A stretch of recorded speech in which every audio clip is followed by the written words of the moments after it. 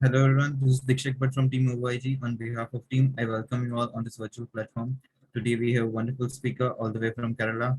And today the topic of discussion is the lifestyle disorder management through the Ayurveda. Today we have a Jancy James with us to guide us on this particular topic. Jancy is pursuing her bachelor's in Ayurveda from the Kerala University of Health Sciences. She has won many accolades in the co-curriculum activity like debates, dance, extempore, etc. She is also a part of a national service scheme as a female representative for 2 years, and her hobbies includes traveling, singing, dancing, and reading. I welcome you, Jancy, on this virtual platform on behalf of our team, and thank you so much for joining with us. Now, without a further ado, I would like you to take over, and I hope I haven't missed anything from your introduction. No, you haven't. Thank you for the wonderful introduction. So let's start with the session. Sure, you can go ahead.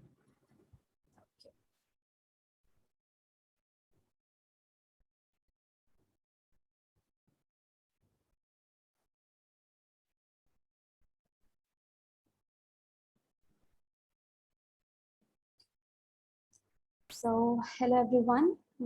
Thank you for this wonderful opportunity. My topic is lifestyle disorders and its prevention. So, what do we mean by lifestyle disorder? A disease associated with the way a person or a group of people live.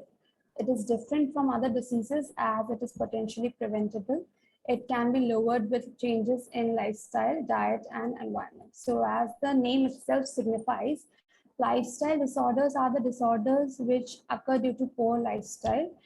If you have a sedentary lifestyle or less active lifestyle, you might end up having lifestyle disorders. WHO has warned that more than 270 million people are susceptible of falling victim to diseases linked to unhealthy lifestyle. Incidents are more in countries like India, Indonesia, and Pakistan. So you can see India is also part of this. We have really high levels of people susceptible to falling victim of such unhealthy lifestyle and lifestyle disorders. What increases incidence of lifestyle disorders? Diet changes in second half of 20th century.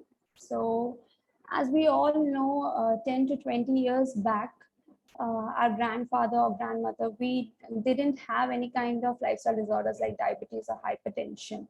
But now, since like 10 years, past 10 years, there is a really increase in people having diabetes, hypertension. Specifically, if I say above 20, people have these kind of diseases like diabetes and all.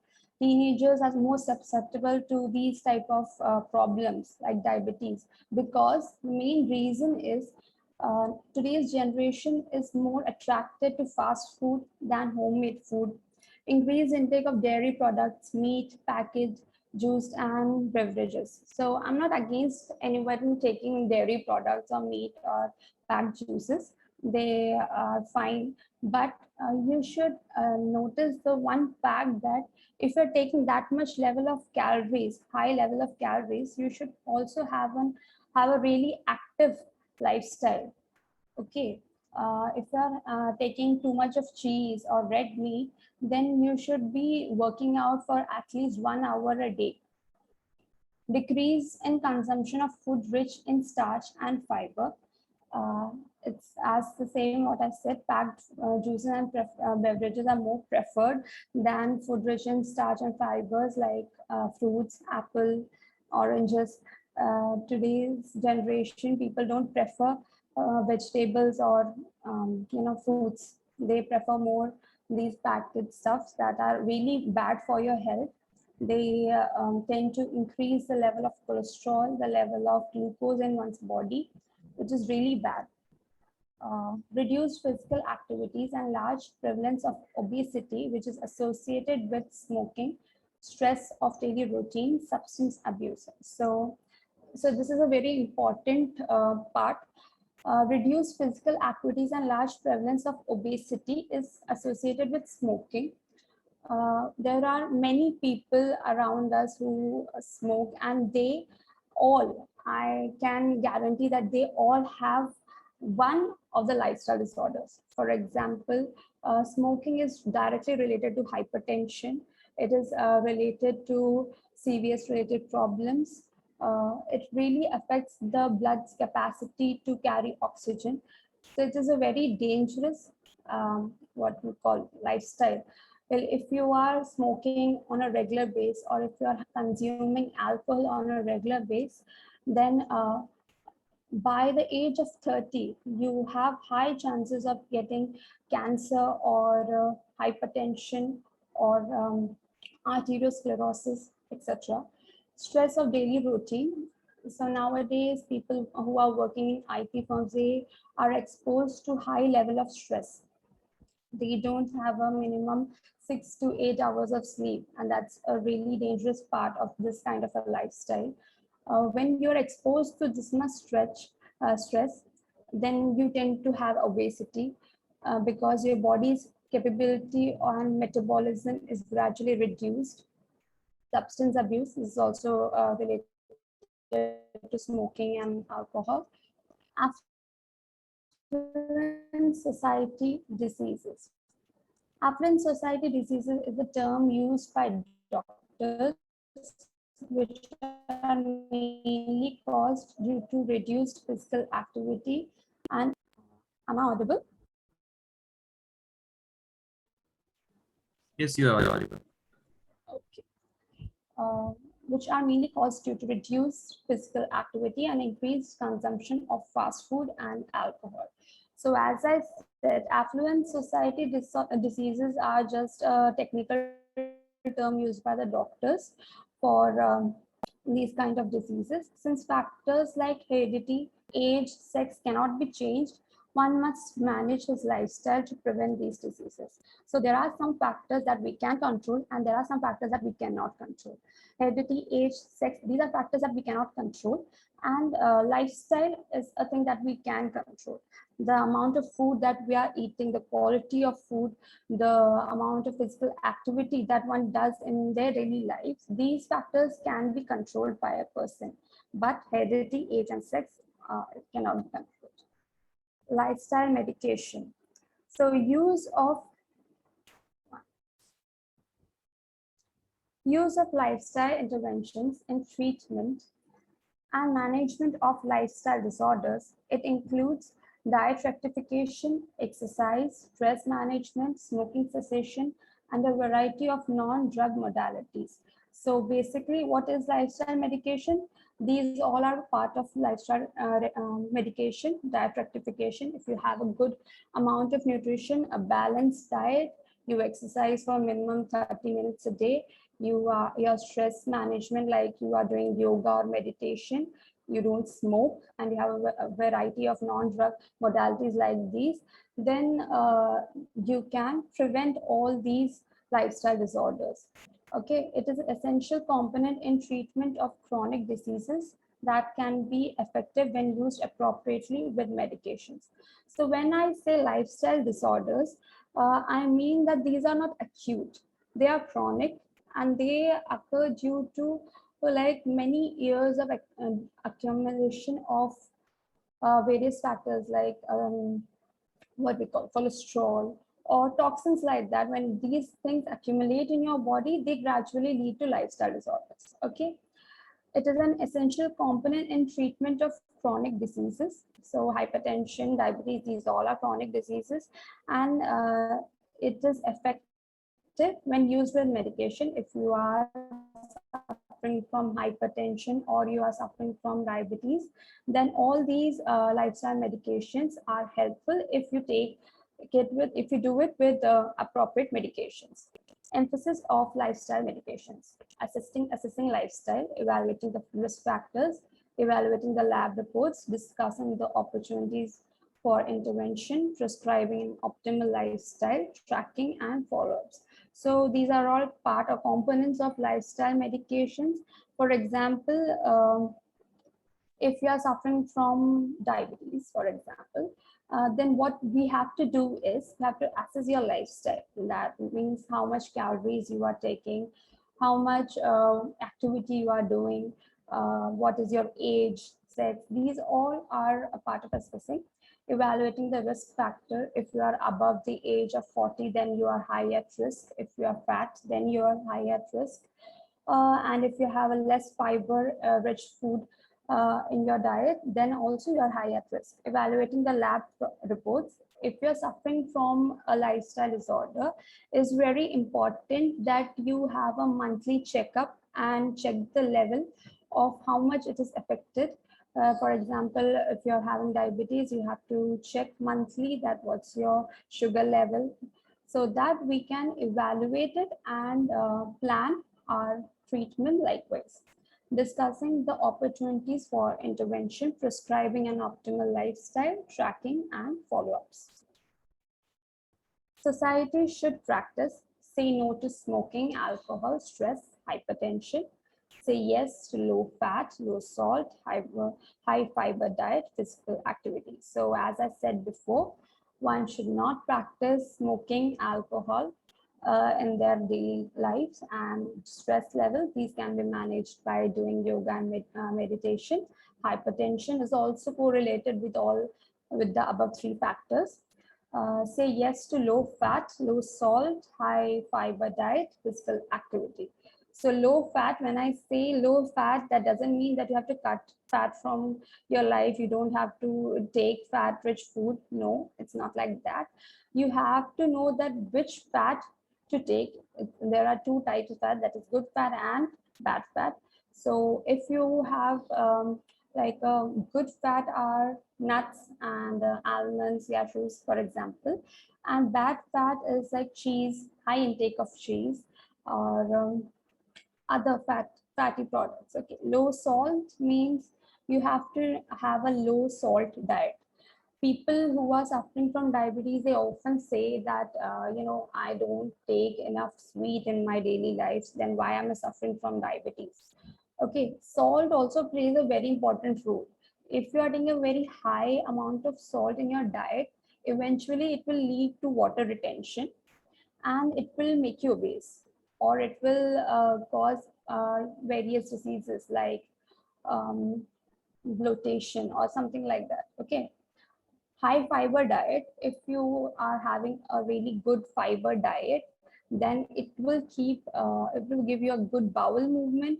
Your if your bowel is healthy, then I can assure you that half of the lifestyle disorders won't take place in your life. Okay, physical activity, you have to do minimum 30 minutes of physical activity. It doesn't mean that you have to hit a gym or something like that. You can do activities that you like, take up a sport that you like, gardening, walking, swimming, all these things are really good. Common lifestyle related disorders: nervous system, Alzheimer's disease, multiple sclerosis, musculoskeletal disease, osteoporosis, respiratory system, pulmonary disease, sleep apnea, cardiovascular system, arteriosclerosis, hypertension, heart diseases, stroke, glandular system, diabetes, reproductive system, prostate cancer, cervical cancer. So these are some of the lifestyle related disorders. So I'll be explaining some of them. Osteoporosis means you have low bone density. Okay, after the age of 40 to 45, or you can say when women have menopause, they tend to have osteoporosis. That's because of hormonal imbalance and all. So how can we prevent osteoporosis? Before the age of 30, if females specifically, they start doing weight training, they can increase their bone density and bone strength.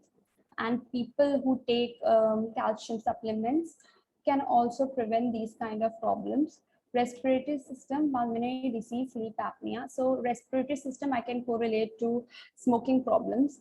Okay, when you smoke, you eventually damage your lungs and you affect your respiratory system, and you can have pulmonary disease and sleep apnea in the future. Cardiovascular system, arteriosclerosis, hypertension, heart disease, stroke. So arteriosclerosis is basically thickening of the arteries due to accumulation of cholesterol crystals inside the arteries, and that can lead to hypertension also, and heart disease, stroke thereby. Glandular system, diabetes, as I told before, it's a very common lifestyle disorder, diabetes, due to faulty food habits, and poor lifestyle habits. Okay, reproductive system, prostate cancer, cervical cancer. So cancer can be the main factor can be alcohol intake, smoking. These all are seen as a common factor in people who suffer from cancer. Diseases and the risk factors: heart disease, smoking, high blood pressure, elevated cholesterol, diabetes, obesity, physical inactivity, type A personality, cancer, smoking, alcohol, solar radiation, ionizing radiation, worksite hazards, environmental pollution, medications, infectious agents, dietary factors, stroke, high BP, elevated cholesterol, smoking, diabetes, obesity, diet, RTA, that is road traffic accident, alcohol, non-use of seat belts, speed, roads, cirrhosis, that is liver cirrhosis, mainly alcohol. So these are some of the factors for the respective diseases. Prevention. Cardiovascular disease and stroke. So how can you prevent these? Manage your weight, trim your fat intake and eat healthy, cut down on salt, don't smoke, don't take alcohol, do exercise, monitor your blood pressure and cholesterol, relax and cut down on stress. If you're hypertensive, don't skip your antihypertensive drugs. Okay, so all these factors are really important, not only for prevention, also for treatment. Okay, if you are having cardiovascular disease, I would really recommend you to have a low impact workout in the morning, like walking for minimum of half an hour, manage your weight, that is eat healthy, have a good breakfast, never skip your breakfast, trim your fat intake and eat healthy. That is, you have to cut down on carbs and bad fat like cheese and fast food. Just cut down on fast food, cut down on salt. Okay, you don't have to eat lot of salt like in form of achar and all. Don't smoke, don't take alcohol, do exercise, as I said, half an hour minimum. Monitor your blood pressure and cholesterol regularly, like once in a month. Relax and cut down on stress. If you're hypertensive, don't skip antihypertensive drugs. So this is a really important point I have to share, that if you're hypertensive, even if you're following the above said all points, if you're hypertensive, never skip your antihypertensive drugs, as it may lead to stroke.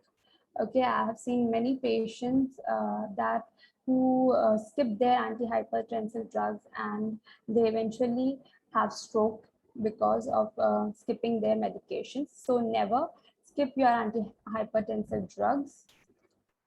Diabetes: avoid smoking, maintain a healthy weight, avoid sedentary lifestyle, avoid junk food, exercise, it reduces insulin resistance. Okay, the same points. So there are some common points, okay, that you have to see that you are not doing these kind of things, that you are not smoking, you're maintaining a healthy weight, you're avoiding sedentary lifestyle. When I say sedentary lifestyle, that means even if you're working out, like even if you're working out for half an hour, that's fine, but try to move as much as you can. Okay, even if it is a 5-minute walk between your work schedules, try doing that. Avoid junk food, exercise, it reduces insulin resistance. Okay. Cancer: don't smoke, wear sunscreen, stay away from tanning beds, eat your veggies and cut the fat, eat moderate protein, stay active, get regular medical checkups done. So the second point, wear sunscreen. Sunscreen is really important. It helps your skin from UVA and UVB rays, and it eventually helps in preventing skin cancer. So it's very important. Eat your veggies and cut the fat. So this has been seen in researchers, like the people who are vegetarians or who have a healthy lifestyle, they don't easily get cancer. Okay, the main reason or the main factor behind why cancer is caused is still unknown, but people who follow these or have a healthy lifestyle, often prevent themselves from having cancer. Okay, eat moderate protein. So when I say protein, I mean red meat. Okay, you have to eat a moderate amount of red meat. Red meat means mutton, beef. You have to eat it at moderate quantity. Stay active, get regular medical checkups done. Regular medical checkups done, you can have a whole body checkup once in a year at least. So that will help in diagnosing and preventing these kind of problems. Chronic obstructive pulmonary disorders. So these are mainly lung disorders or breathing problems. Quit smoking, have healthy diet, take nutrition supplements if malnourished, do breathing exercises, avoid exposure to fumes and dust, improve both indoor and outdoor air quality. So how can you improve the air quality if you ask me? You can use plants, okay? You can plant trees, you can use mainly basil plants in your home to improve the air quality. Quit smoking. Yeah, you have to quit smoking if you are having COPD. That is really important because COPD is mostly seen in people who have, who are chronic smokers. Have healthy diet. Healthy diet means you have to have a balanced diet. Take nutrition supplements if malnourished. If you are severely malnourished, you have to take supplements, nutrition supplements, vitamin supplements. Do breathing exercises. Practice yoga. That's the best advice I can give you. Practice yoga on a daily basis. That will really help you if you have pulmonary disorders. Avoid exposure to fumes and dusts. Okay, that's also related to air quality index. If you are suffering from COPD, asthma, bronchitis, then you have to avoid exposure to fumes and dust as it may trigger your problem. Depression. So this is a very important point now, because in today's scenario, we can see a lot of people going through depression. So how can we prevent depression? Healthy diet. Okay, people who have rich fiber intake, rich veggie diet, or a vegan, that is really good for you. It will avoid depression. Complex carbohydrates help to stimulate serotonin. So complex carbohydrates means oats. Okay, the carbohydrates which cannot be broken down easily, or you can say that cannot be digested easily, like oats. It is gradually digested, so it is a complex carbohydrate, and it helps to stimulate serotonin. Serotonin is a feel-good neurotransmitter. It is a happy enzyme in your body, hormone.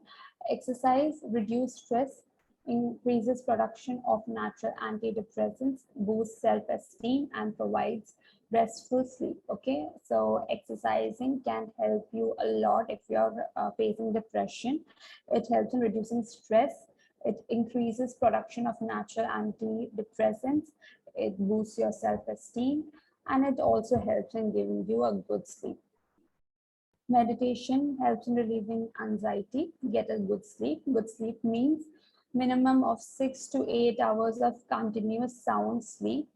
Okay, without any break in its continuity, then we can say that you're having a good sleep. So how can you get a good sleep? Just avoid using phones 1 hour before you go to sleep. Then I can say that you will definitely get a very good sleep, and it will help in your depression too. Ayurvedic approach on prevention and health promotion. So as I am from an Ayurvedic background, I would also like to tell about how to prevent these diseases using Ayurveda. So Nidana Parivarjana. Nidana Parivarjana means the causative factors. You have to avoid the causative factors. Like I said before, in all those diseases, I told you the causative factors.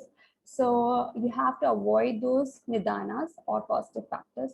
Samshodhana, Panchakarma purification. So I think you might have heard Panchakarma means these are 5 purificatory therapies like Vamna, Virechana, Basti and Nasya. These are like MSS and purgation, nasal therapy.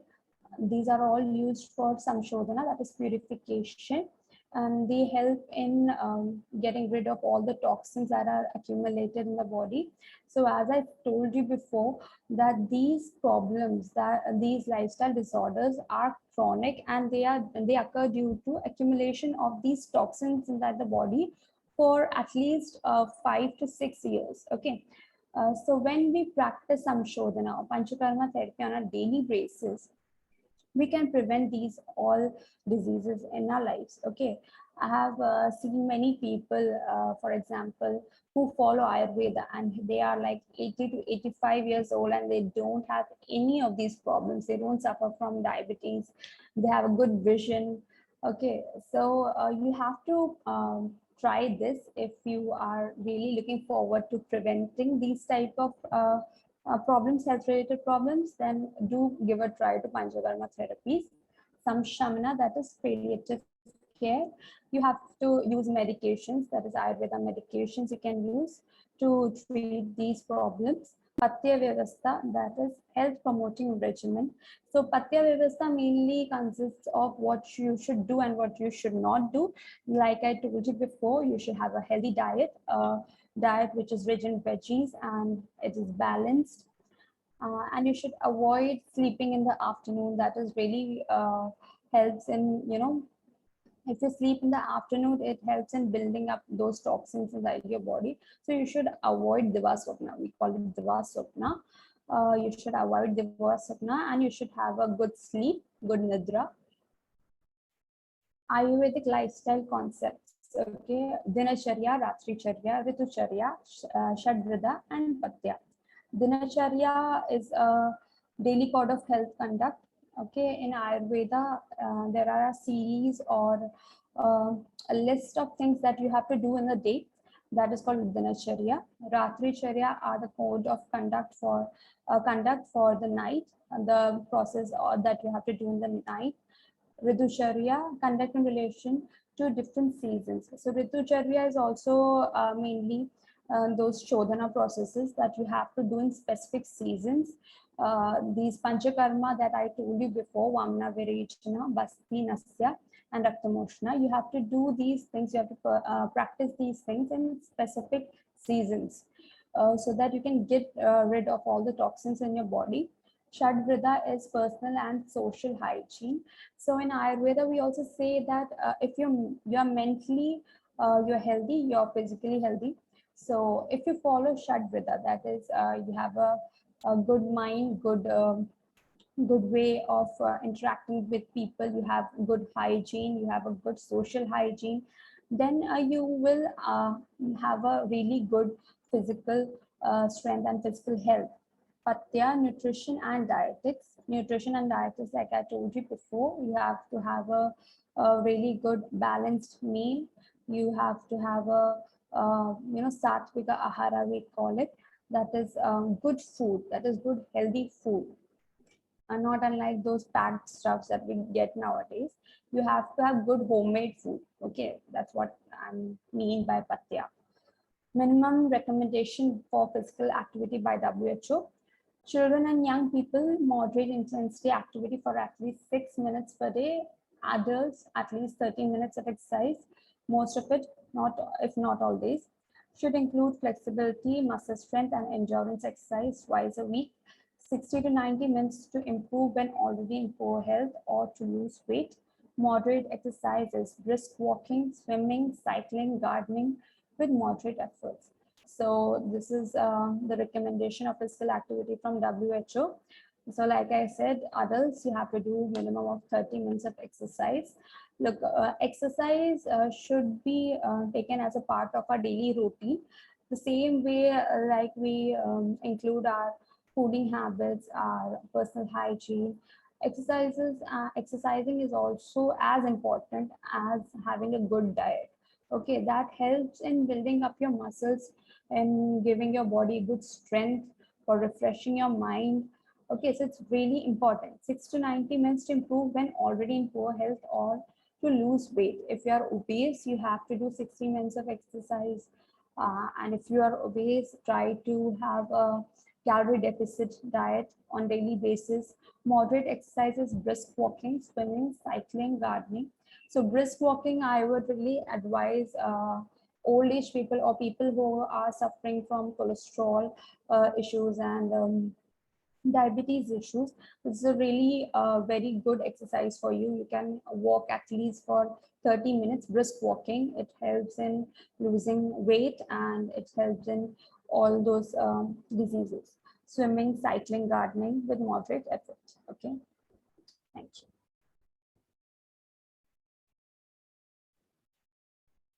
Thank you so much, Jancy. It was a wonderful presentation and you covered all the topics and all the points regarding the lifestyle disorder, also the management you have described and prevention you also. There are a few questions regarding your personal life. I wanted to ask that what was that spark that you attracted towards the natural healing system or this Ayurveda? Okay, so I should basically say that my family is basically Ayurveda practitioners. So they have been practicing Ayurveda since I was a small child. So that naturally attracted me to joining BMS and doing my course. Okay, so among the therapies you have prescribed, which are these of your favorites? Like what you like to prescribe most? Okay, I like Rakta Mokshana, that is blood purification. Blood purification is really helpful in because I I have suffered from skin disorders and all, so that really helped me in my personal life. Rakta Mokshana, it is like if you are suffering from varicose or you're having some kind of issues with your blood capillaries, then Rakta Mokshana really helps you a lot. Okay, it's like a complete body purification, and it's if they we have called the Jaloka therapy. It's like leeches. You use leech for blood purification, so it's just not painful and it can be easily done, and it's really you feel really nice after that. As the current condition of COVID-19, I feel that COVID-19 is also one kind of a lifestyle disorder, as there are certain, the afterwards of COVID, post-COVID situations are coming to the patients. So it's a kind of a, lifestyle disorder I can suggest. So what would you recommend for that kind of diseases? Okay, so let me share my personal experience. Yeah, I had suffered from COVID. So post COVID, what you can do is during COVID times also you can go for yoga and meditation. It really helps in reducing the stress and focusing yourself. After post COVID, I suffered from really bad body pain and all. So you have to like you have to take baby steps. You have to work out for like 15 to 20 minutes per day. Just do yoga, mild yoga, breathing exercises. Okay, have good food, that is good, healthy, nutritious food, not junk food, as I told you before. You have to have like here we use kanni, that is rice gruel, you can say. Okay, we have that for it's really light and it helps in boosting up your metabolism, so you can have that. And for body pain you can do there are lots of asanas available in yoga. You can do those asanas and they will surely help in your body pain and all. yeah. I think there's some personal tips which help the people who are having the same symptoms for the post-COVID. So these are really nice and thank you so much for sharing your personal experience as well. The Thank you. next question is that what are your views regarding naturopathy? What are my views regarding naturopathy? Okay, my views regarding naturopathy is really good. Okay, I feel that naturopathy should be followed by everyone. I mean, all those factors coming like Ayush, we say Ayurveda, yoga, Unani, homeopathy, we all follow a bit of naturopathy in our system of healing. So naturopathy is like it should be taught to each and every person, lay people, layman also should know naturopathy. Here in Kerala, people widely use naturopathy in their day-to-day lives. Okay, for body pain, they use hot water therapy.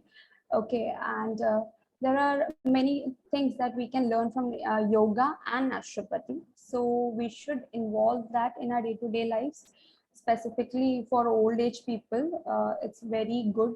It acts as a palliative care. So you have to, I think you should teach naturopathy to each and every person. So as you are an Ayurveda practitioner, so how would you correlate naturopathy and Ayurveda together? Naturopathy and Ayurveda are very much correlated. Most of the principles are same. When we study BMS, we also have a section for naturopathy and yoga. So I have learned naturopathy and yoga in our third year.